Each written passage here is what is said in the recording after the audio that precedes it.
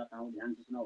पद्मासन, अर्धासन, स्वस्तिकासन आदि आसनों से बैठकर मन ही मन प्रणव का चिंतन करते हुए अभ्यास करे। करे पोषण हाथ से रखे, आसन भी सम हो, दोनों पैरों के समेट कर दोनों जांघों को आगे की ओर स्थिर करे, मुंह को बंद किए रहे, जड़ियों को इस प्रकार रखे जिससे वे लिंग और अन्न को स्पर्श न कर सके। मन और इंद्रियों को संयम में रखते हुए स्थिर रहे, मस्तक को कुछ ऊंचा किए रहे, दांतों का दांत में स्पर्श न होने दे। अपनी नासिका के अग्रभाग पर दृष्टि रखते हुए अन्य दिशाओं की ओर न देखे। रजोगुण से तमोगुण की और सत्वगुण से रजोगुण की वृत्ति को भली भांति आच्छादित करके निर्मल सत्व में स्थित हो। योग वेत्ता पुरुष योग को अभ्यास करे। हे राम।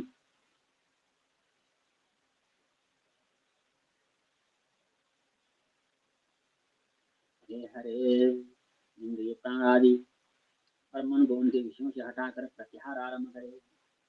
ऐसी कछुआत में सब अंगों को समेट लेता है, उसी प्रकार जो समस्त कामनाओं को संकुचित कर लेता है, वो निरंतर आत्मा में ही रमण करने वाला और एकमात्र परमात्मा में स्थित हुआ।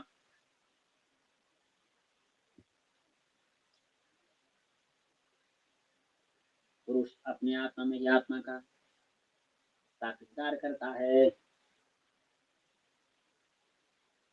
विद्वान पुरुष बाहर भीतर की शुद्धि का संपादन करके कंठ से लेकर नाभि तक शरीर को प्राण वायु से परिपूर्ण करके करते हुए प्राणायाम आरंभ करे। प्राणायाम 12 है, उनकी धारणा भी कहते हैं। तत्वदर्शी योगियों ने योग में 2 धारणाएं बतलाई है, उनके अनुसार योग में प्रवृत्त हुए नियतात्मा तो भी कुछ सही दोष नष्ट हो जाते हैं। हे राम।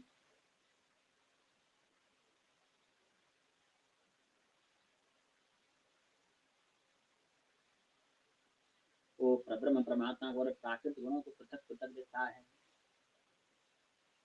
व्योम से लेकर परमाणु तक का साक्षात्कार होता है तथा निष्पाप आत्मा का भी दर्शन कर लेता है। इस प्रकार प्राणायाम परायण एवं निमित्तहारी योगी पुरुष धीरे धीरे एक एक भूमि को वश में करके दूसरी पर पैर बढ़ाए।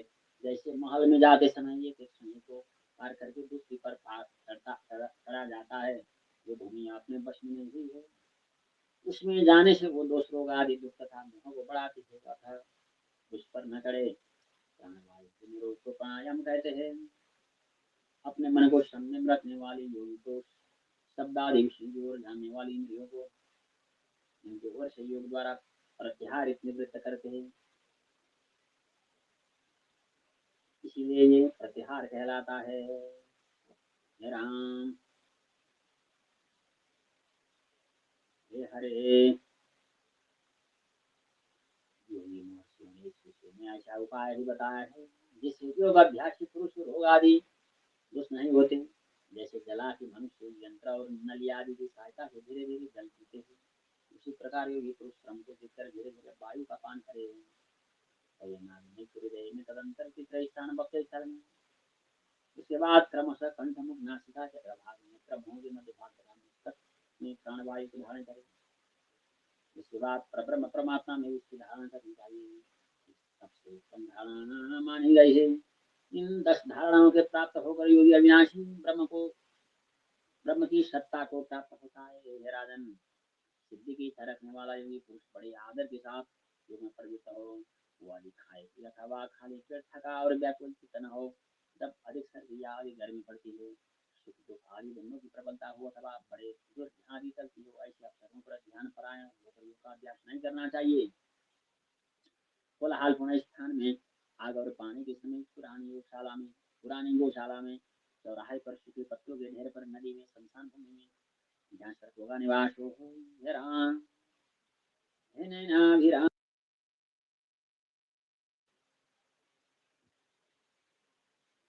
सूखे पत्तों का ढेरा है नदी में शमशान भूमि में जहाँ सर्पों का निवास हो, वहाँ भयपूर्ण स्थान में कुएं के तट पर मंदिर में तथा दीमकों की मिट्टी के ढेर पर इन सब स्थानों में तत्वों के पुरुषों की जांच न करे जहाँ शास्त्रीय भाव की शुद्धि न हो। ऐसी दशा काल का परित्याग करे।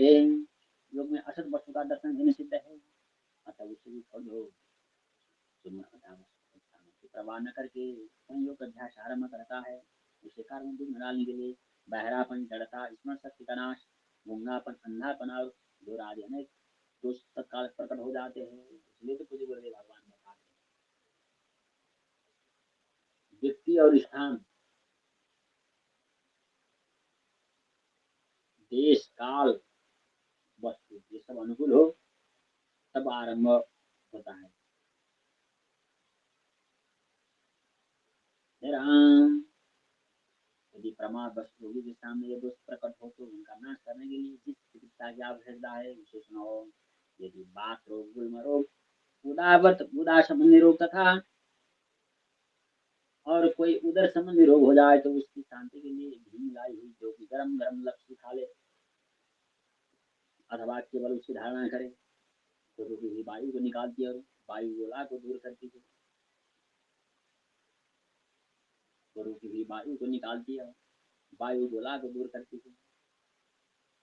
इसी प्रकार जब शरीर में कंप पैदा हो तो मन में बड़े भारी पर्वत को धारणा करे। बोलने में रुकावट होने पर भाग देवी की और बहरापन आने पर श्रवण शक्ति की धारणा करे। बोल इस प्रकार जब शरीर में कंपा पैदा हो तो मन में बड़े भारी पर्वत की धारणा करे।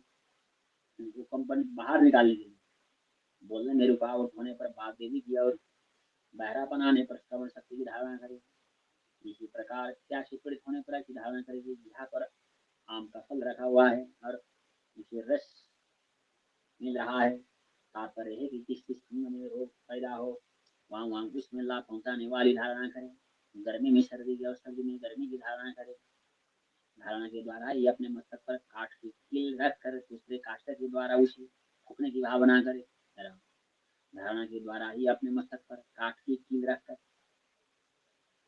दूसरे काष्ठ के द्वारा उसे ठोकने की भावना करे। जिससे योग की लुप्त हुई स्मरण शक्ति का तत्काल ही आविर्भाव हो जाता है। इसके सिवा सर्वत्र व्यापक लोग पृथ्वी वायु और अग्नि की विधारणा करे। इससे अमानवीय शक्तियों तथा जीव जंतुओं से होने वाली बाधाओं को चिकित्सा होती है।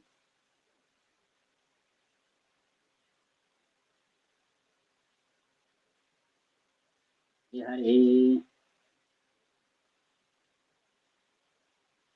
यदि कोई मानवेतर जीव योगी के भीतर प्रवेश कर जाए तो वो वायु और अग्नि की धारणा करके उसे अपने शरीर के भीतर ही जला डाले। राजन इस प्रकार योग वेदता पुरुष को सब प्रकार से अपनी रक्षा करनी चाहिए क्योंकि ये शरीर धर्म अर्थ काम और मोक्ष चारों पुरुषार्थों का साधक है। राम योग प्रवृत्ति के लक्षणों को बतलाने तथा उन पर गर्व करने से योग का विज्ञान लुप्त हो जाता है। योग प्रवृत्ति के लक्षणों को बतलाते तथा उन पर गर्व करने से योग का विज्ञान लुप्त हो जाता है। इसीलिए उन प्रवृत्तियों को गुप्त ही रखना चाहिए। चंचलता का होना, निरोग रहना, निष्ठुरता न धारण करना, उत्तम सुवर्ण का मूत्र कम हो, शरीर में कांति, मन में प्रसन्नता और वाणी में स्वर में कोमलता का उदय होना, ये सब योग प्रवृत्ति के प्रारंभिक चिन्ह है। यदि योगी को देखकर लोगों का मन में अनुराग हो और सब लोग उसके गुणों का बखान करने लगे तो और कोई भी जीव जंतु उससे भयभीत न हो तो ये योग में सिद्धि प्राप्ति होने की उत्तम पहचान है। हे राम, हे हरे, हे नैनाभिराम, हे हरे।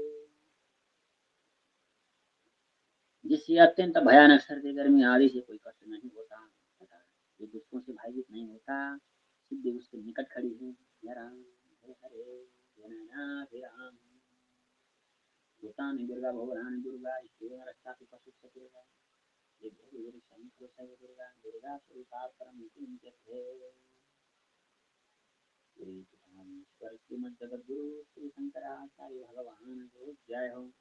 धर्म सम्राट श्री कृपात्री जी महाभारत जय हो। पार्वती पति पार्वती हर पार्वती परमेश्वर है। हे अंबिका पति हे अंबिका नाथ।